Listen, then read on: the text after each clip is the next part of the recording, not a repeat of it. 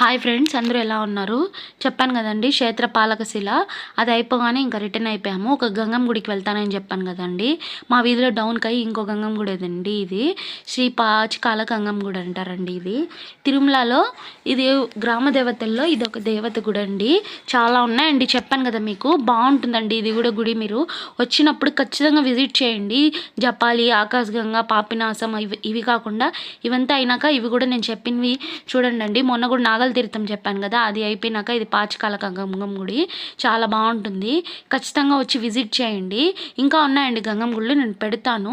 సాయంత్రం మా వీధిలో జాతర అన్నాను కదా, అది కూడా ఈవినింగ్ పెడతానండి.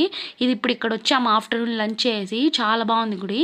ఇది ఎట్లుంటుందంటే, ఈ పక్కకి కాలువ నీళ్ళు పోతూ ఉంటుందండి. ఆ పక్క గుడిలో నీళ్ళు పోతూ ఉంటుంది జలపాతం లాగా. మధ్యలో ఇంకా గుడి అండి, చాలా బాగుంటుంది.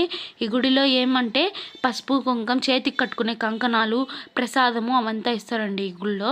చాలా బాగుంటుంది. దర్శనం కూడా, అమ్మవారు కూడా చాలా శాంతిగా చూడడానికి చాలా బాగుంటుందండి. ఖచ్చితంగా వచ్చిన వాళ్ళు విజిట్ చేయండి. ఈ గుడికి లోపలికి వెహికల్స్ రావండి, కొంచెం నడిచి రావాల్సి వస్తుంది మనము. మీ ఫ్రెండ్స్లో ఎవరైనా త్వరలో తిరుమలకి వచ్చే వాళ్ళు అయితే ఖచ్చితంగా వాళ్ళకి షేర్ చేయండి. వచ్చి చూసే వాళ్ళు ఉంటారు కదండి, వాళ్ళు చూస్తారు కదా. కంపల్సరీ వచ్చి చూసి నాకు ఖచ్చితంగా కామెంట్ చేయండి.